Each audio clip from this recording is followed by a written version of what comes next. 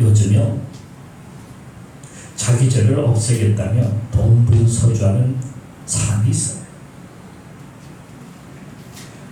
그가 하는 많은 일 중에 가장 중심을 두는 일은 오직 하나, 자기 죄를 없애는 일입니다.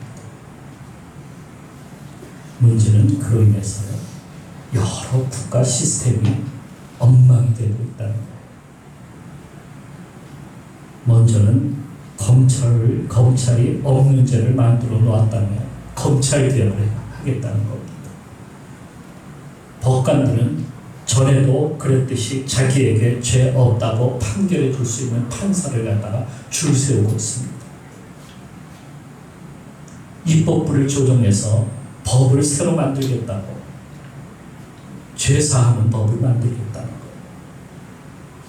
그리고 아주 빠르게 자신이 얼마나 일 잘하는 사람인지를 사람들에게, 백성 국민들에게 보여주기 위해서요, 경제에도 손을 댑니다.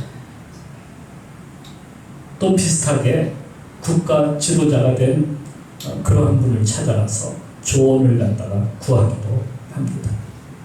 그러다 보니까요, 그가 손대는 것마다 문제가 생기기 시작했어요. 그래서 사람들은 그를 마이다스의 손이다 이렇게 부르기도 하더라고요. 그가 손댄 외교도 망가지고요, 그가 손댄 주식도, 부동산 시장도, 검찰도, 법원도, 국방도 망가져 가고 있습니다. 법도 망가뜨릴 차례가 되었습니다. 그냥 국민의 삶은 나락으로 떨어져도 그건 관심이 없습니다. 과연 자기 죄를 스스로 사할 수 있을까요? 우리는 어떻습니까? 그는 공인이기 때문에 온 나라 국민이 다 보고 있지만 우리는 남이 보지 않는다면서 온갖 음모와 거짓과 술수와 핑계와 고소와 고발, 그러한 것들로 죄를 갖다가 감추고 덮으려고 애를 쓰고 있지는 않습니까? 그런다고 지은 죄가 사라지는 것 아닌데도 말입니다. 과거에 자기 죄를 스스로 없애보려고 노력했던 한 사람을 소개하려고 합니다. 그는 큰 권력을 가졌던 왕이었습니다. 초창기 그는 올곧은 사람이었어요. 또 정의로웠고요, 마음도 아량도 넓었습니다. 그는 전쟁터에서 살 정도로 싸움에도 능했던 장수였습니다. 나이가 들어서요, 젊은 장수들을 전쟁터에 보내고 그는 무료하게 시간을 갖다가 보내다가 해가 질 무렵 왕궁 높은 곳에 자리를 잡고 그동안 이룩한 그의 업적을 생각하며 주위를 갖다가 둘러보게 되었습니다. 붉게 물든 노을이 펼쳐진 저녁 시간이 다 되어 가는데 정말 아름답고 고요했습니다. 그때 저쪽 아래서요, 반짝이는 물체를 보게 되었어요. 눈을 돌려서 그 물체를 보는 순간 왕은 그만 넋이 나가고 말았습니다. 한 여인이요, 몸에 물을 갖다가 붓고 있는데 인어 같기도 하고 천사 같기도 하고 흰 피부가 햇살에 비쳐서 눈부시게 빛나는 것이었어요. 욕망의 불이 속에서 꿈틀거렸습니다. 그는 그녀를 불러들였습니다. 알고 보니 그녀는 남편이 있는 몸인데 그녀의 남편은 그가 아끼는 장수 중 하나였어요. 하지만 그녀 또한 오랫동안 남편과 떨어져 지내고 있다 보니까 외로워서 견딜 수 없었던 모양입니다. 서로 욕망의 불에 엉켜 불이 붙고 말았습니다. 그들은 뜨거운 밤을 보냈어요. 하루, 이틀, 그리고 그 다음 날도 말입니다. 그러다가 여인이 아기를 임신하게 되었습니다. 왕은 분명 자신의 부도덕함을 알았습니다.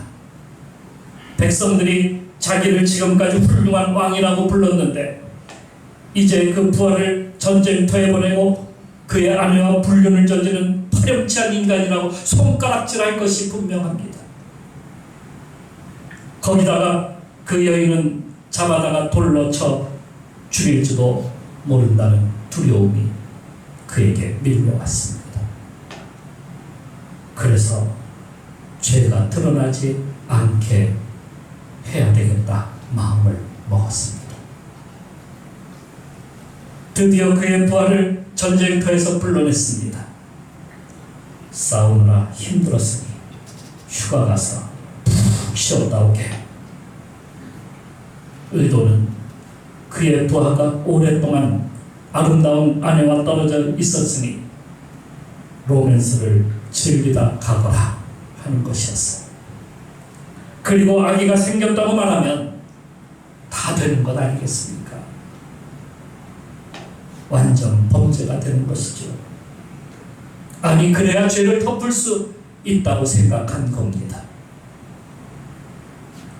그런데 그 부하는요, 충성스러운 장수였기에 왕이 그를 불러서 치하고 잔치를 베풀고 술을 잔뜩 먹여 놓았는데도 불구하고 집으로 가지 아니하고 그의 군사들과 함께 밤을 보냈던 겁니다.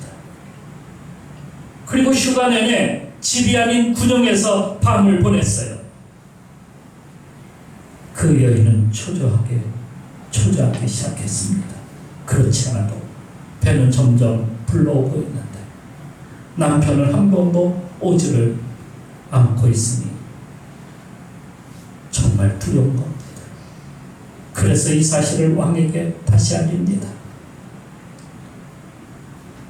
이리 궁리 저리 궁리 하다가 드디어 왕은 한 가지 악하고 치사한 방법을 생각해냈어요.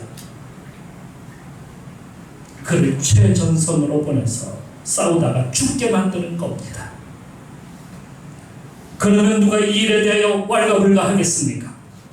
왕은 1급 비밀 문서를 만들어서 그의 손에 쥐어줬습니다. 그 문서는 전쟁터에 있는 총사령관에게 갖다 주라는 것이었어요. 그런데 그 문서 안에는 그 문서를 보낸 그 장수를 전쟁터 깊숙한 곳에 가게 하고 나오라고 하는 명령서였습니다. 그 장수는 어떻게 되었을까요? 이 사건은 그 왕에게 자유를 주는 사건처럼 보입니다. 왜냐하면 과부가 된 그 여인을 왕이 구제해 주었기 때문이죠.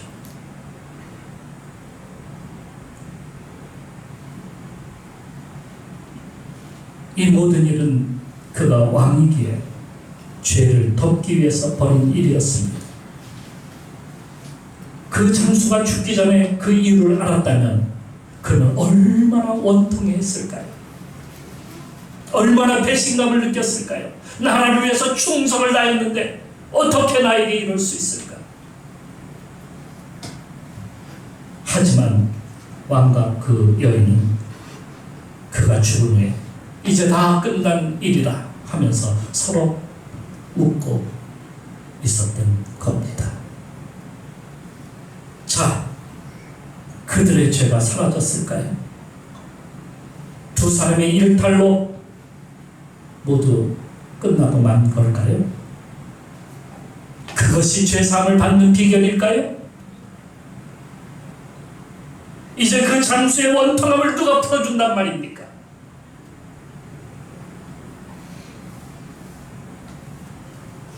사건은 그렇게 해서 묻힌 듯 지나가 버리고 말았습니다.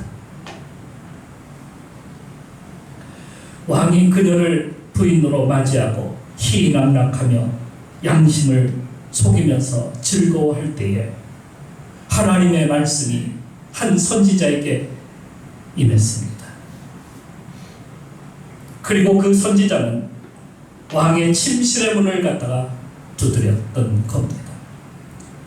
왕이시여, 제가요 이 나라에 한 가지 심각한 문제가 있다는 것을 백성들에게 들었습니다. 항상 그는 나라의 이곳저곳을 다니면서 백성들의 어려운 삶을 왕에게 보고하는 선지자였기 때문에 그는 이 사실을 왕에게 와서 이렇게 이야기를 시작했던 겁니다. 왕의 귀가 쫑긋해졌습니다.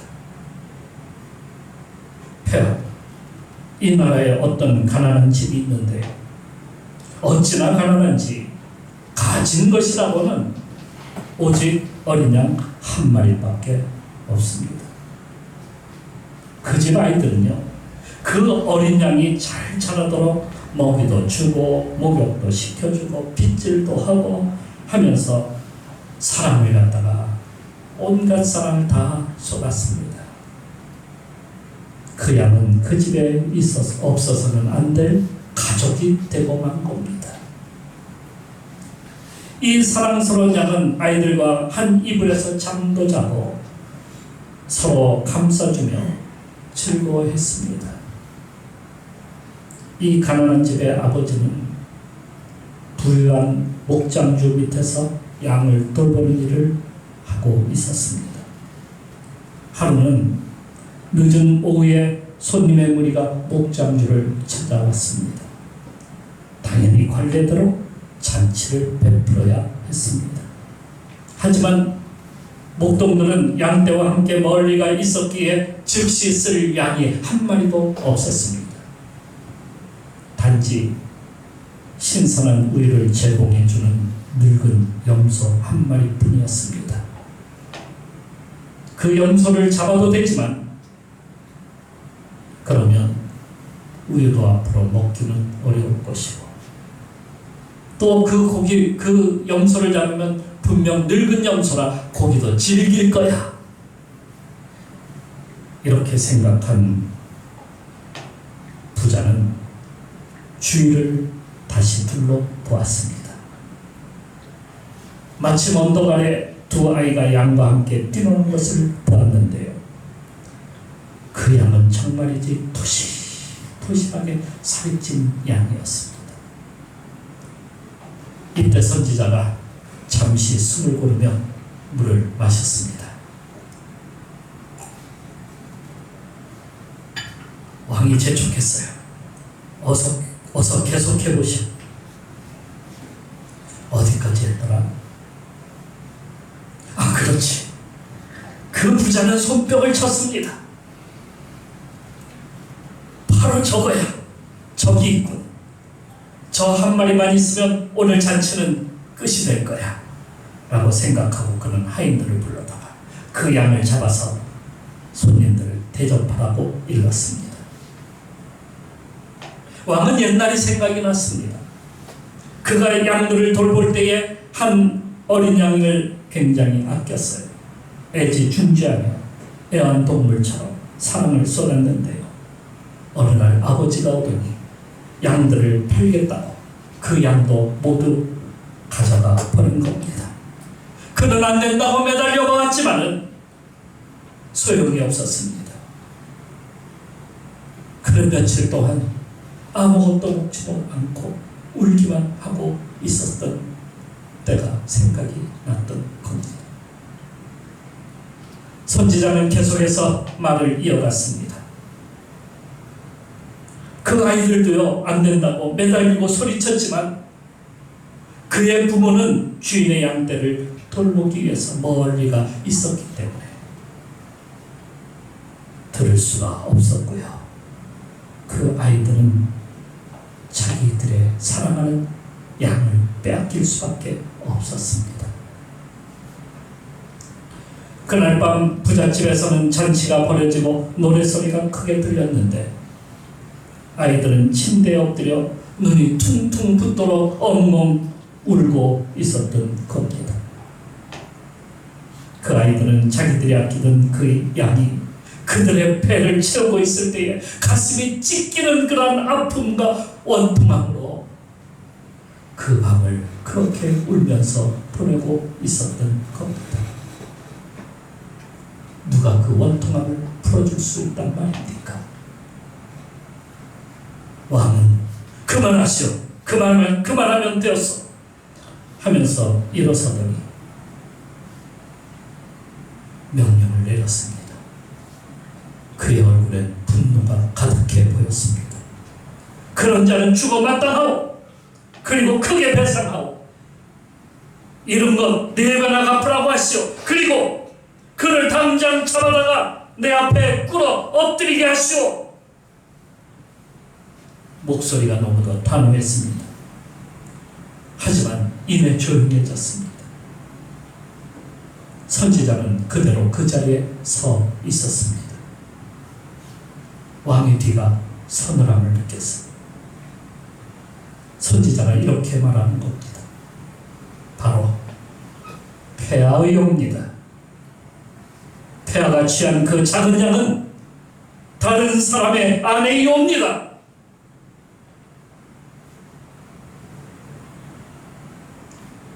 선지자의 말에 왕은 그 자리에 주저앉고 말았습니다.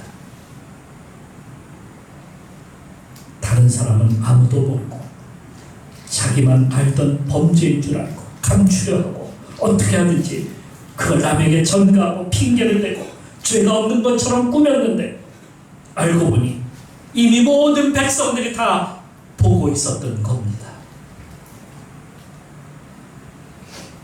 문제는 백성뿐만 아니라 하나님은 다 알고 계셨던 겁니다.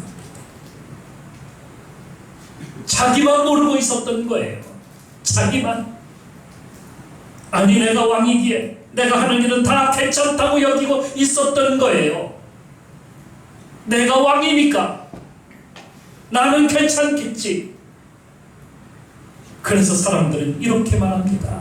내가 하면 로맨스요, 남이 하면 불륜이라고요. 예수님도 이렇게 말씀하십니다. 어찌하여 형제의 눈 속에 있는 티는 보고 너희 눈 속에 있는 들보는 깨닫지 못하느냐. 왜 그럴까요? 왜 우린 자기 죄에 대해서는 그렇게 죄가 없다며 관대하면서도 남에게 절대로 넘기지 못하는 못된 심성을 우리는 가지고 있을까요?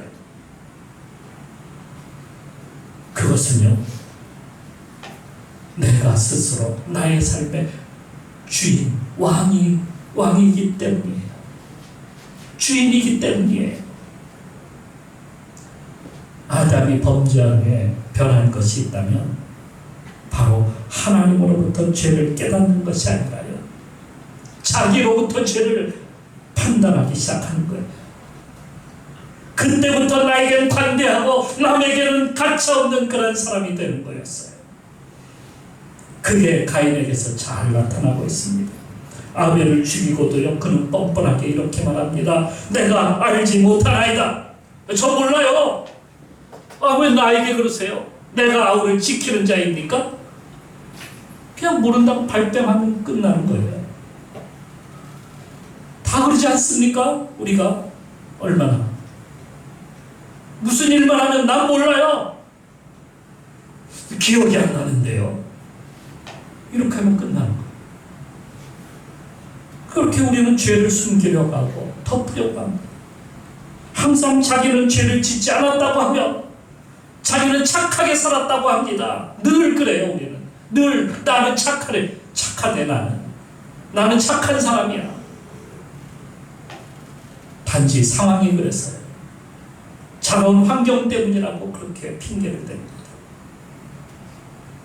그가 먼저 나에게 화를 내게 만들었기 때문에 내가 화를 내고 내가 그렇게 했다는 거예요. 오히려 자기는 가련하고 불쌍하고 가난하고 약하다고 합니다. 그런 일을 하면 가슴이 벌렁벌렁해서 못 산다고 해요. 그러면서도 우리는 얼마나 많은 죄를 짓고 살아가고 있습니까? 부부싸움을 하는 분들을 보면요, 자신의 잘못을 인정하면요 싸움이 일어나지 않아요. 그런데 늘 문제는요, 자기 잘못은 생각하지도 않아요. 내 잘못보다는 상대의 잘못을 지적하고 고치라고 하고, 당신 때문에 내가 이렇게 됐다고 하고. 우리 싸움 보면 맨날 그래요. 그러니까 남을 생각하지 않는 내 이기심, 곧 내가 주인이니까 나는 잘못이 없고 늘 남이 잘못한 거예요. 그러니까 내가 고치려 하지 않냐고 남을 고치려고만 합니다. 남편이 잘못되고 아내가 잘못되고 맨날 내 잘못은 없어요. 그냥 상대가 잘못된 거예요.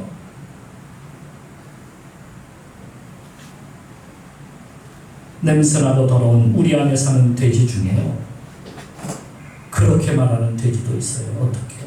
난 누구보다도 깨끗하고 냄새도 덜 난단 말이야. 그 안에 있으면 전혀 몰라요. 그러면 사람들은 뭐라고 말할까요? 그래도 돼지는 돼지야. 아니, 우리 안에 있는 돼지가 그게 어디 갑니까? 좀 덜 깨끗한 돼지가 있고 더 아주 더러운 돼지가 있고 그렇습니까? 다 똑같죠. 우리가 볼 때는 다 똑같은 거예요. 우리는 죄인이지 의인이 아니에요. 그런데 그거를 여러분, 주인이 바뀌면 그걸 알게 돼요. 다윗이 자신이 왕이니까 이렇게 생각할 때는 아무것도 보지 못했어요. 그런데 하나님이 왕이 되심을 인정하는 순간 내가 죄인이라는 것을 깨닫는 거예요. 죄가 보이기 시작하는 거예요. 왕일 때는 자꾸 감추려고 하고 핑계를 대려고 합니다. 죄 아래 있을 때는 전혀 모르다가 드디어 주인이 바뀌는 그 순간 내가 얼마나 큰 죄인인지 깨닫는 거예요. 그래서 바울은 자신을 뭐라고 말하냐면 내가 죄인 중에 괴수로다. 우리가 볼 때는 정말 의인이라고 부를 만한 사람일지도 모르는데 그는 스스로 말하기를 나는 죄인 중에 괴수라는 거예요. 언제요? 예수 그리스도를 만나고 나니까 그걸 알게 되는 거예요. 그래서 우리에게 예수님이 필요한 겁니다. 예수님이 그걸 알려주시고자 세상에 오셨어요. 너희가 죄 속에 산다는 것을 보여주시기 위해서. 이제 그분을 왕으로 모신 사람은 복이 있습니다. 그걸 모르면 죄 아래 살다가 죽어가는 불쌍한 인생이 되고 만다는 사실을 우리는 알아야 합니다. 왜 사람들은 이 약한 심성을 버리지 못할까요? 그것은요, 하나님을 버렸기 때문입니다. 죄는 하나님을 버리고 다른 길로 가는 것이 죄입니다. 그러니까 길도 아닌 길로 가다가 길을 잃고 마는 거예요. 길이 없는 거예요. 인생은 처음부터 이 잘못된 길로 가고 간 거예요. 길이 없는.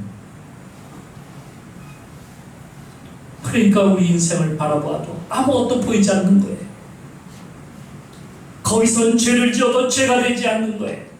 감추고 덮고 누르고 핑계대고 하면 끝이에요.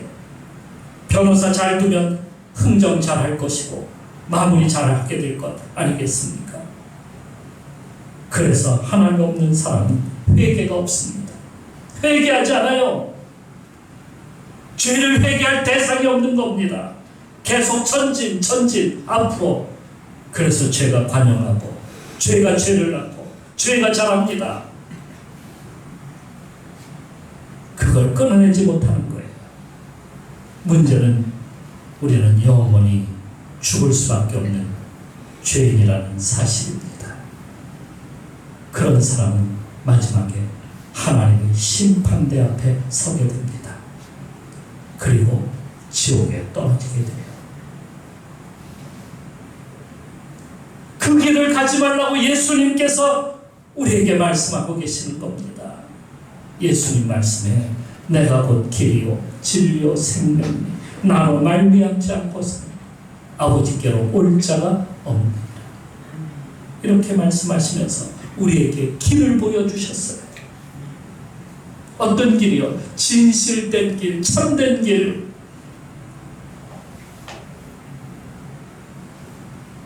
주님 앞에 가는 것만이 죄의 길에서 돌아설 수 있습니다. 회개는 돌아서는 겁니다. 그냥 내가 죄 지었습니다 이렇게 말하는 것이 아니고 거기서 돌아서는 거예요. 어디로요? 하나님께로 돌아서는 게 회개예요. 잘못된 길에서 빨리 돌아서서 하나님의 원하시는 하나님의 뜻에 하나님의 말씀하시는 그 길로 가는 것이, 그 길로 향하는 것이 우리가 회개라고 하는 거예요. 그게 선한 길이고요. 그것이 죄사함을 받는 비결입니다. 다른 길이 없어요. 다른 길이. 다른 길 아무리 찾아봐야, 아무리 내가 법을 뜯어고치고, 내가 아무리 변호사를 잘 두고, 내가 아무리 다 모든 것을 없애버린다고 죄가 사라지는 것이 아닙니다.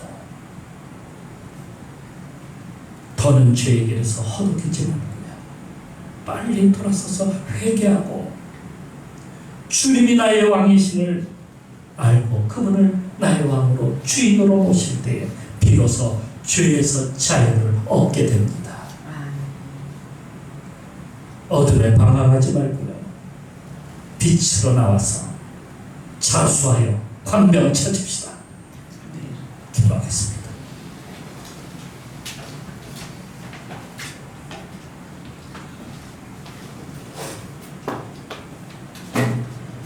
한 번은 미국의 오하이오 주에서요, 예정에 없던 열차가 갑자기 브레이크가 풀리면서 질주하게 되었습니다. 시속 100km를 달리던 그 기관차에는요, 위험한 화학물질로 가득 실려 있었습니다. 정거장에서 기관사와 부기관사가 잠시 쉬고 있는 사이에 브레이크가 풀려 기차가 그냥 출발하고 만 겁니다. 그 기차에는 아무도 타고 있지 않았어요. 이것이 탈선한다면 도시 전체가 불행한 일을 겪을 것이 분명하였습니다. 그때 호스피드라고 하는 다른 열차의 기관사가 이 소식을 듣고 열차를 갖다가 전속력으로 달려서 그 기관차의 뒤로 달려와서 그 기관차 접촉하여 붙들어서 브레이크로 걸어서 멈추게 했습니다. 큰일 날 뻔했죠. 여러분의 인생이 운전하는 기관사가 없이 위험물질로 가득한 그러한 그 가득히 열차를 싣고 달리는 기관차라고 한다면 그 앞날은 어떻게 전개가 될까요? 누군가가 붙들어서 서게 해야 되지 않을까요? 바로 예수님이 필요합니다. 예수님 없는 인생은 위험한 열차와 같다는 사실을 우리는 알아야 돼요. 우리 인생은요, 그렇게 살아가는 인생들입니다. 나를 위해서는 남이 희생하는 것 조금도 아까워하지 않는다는 사실입니다. 그런 죄 많은 인생, 주여 우리 인생을 바르게 알게 하시고 깨닫게 하시고 살게 하여 주옵소서. 아멘. 생명의 길로 가게 하여 주옵소서. 아멘. 우리 이 시간 잠깐 동안 기도하며 주님께 나아갑시다. 기도하겠습니다.